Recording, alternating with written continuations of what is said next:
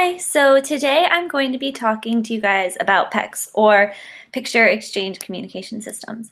So PECS can be used with a bunch of people with varying disabilities, but today I'm going to be focusing on autism.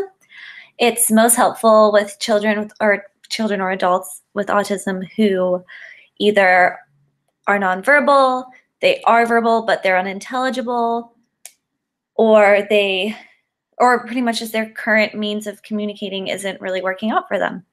So I'll give you an example of how to use PECS really quick. So with PECS, you have a carrier phrase, and this one I have today is I want.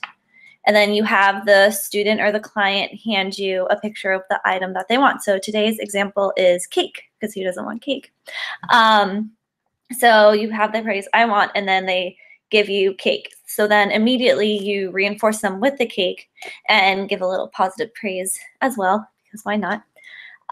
So some of the pros of PECS is, the huge pro is that it allows children and adults, sorry, I work with kids, so I'm going to say children a lot.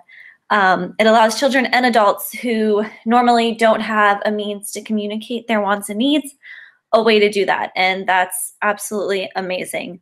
Actually two cons is, one, you have to have, the client has to be able to differentiate between the pictures, and some of the boards are set up with a lot of pictures, but luckily you can customize it to the needs of your client and make it with as many or as few pictures as works for that client.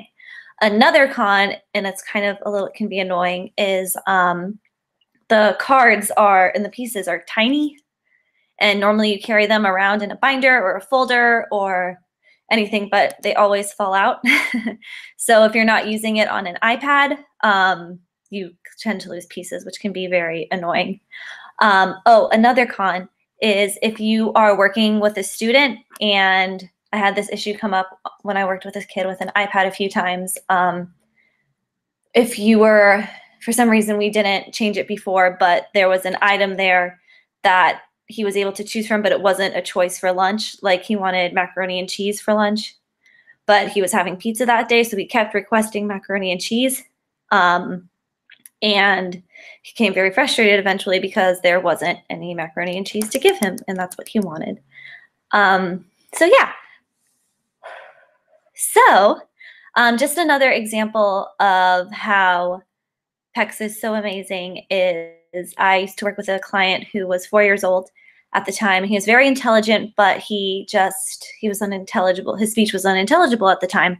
So he was tantruming almost every day, had to be sent home a few times. And so finally we got a PECS communication system in place for him.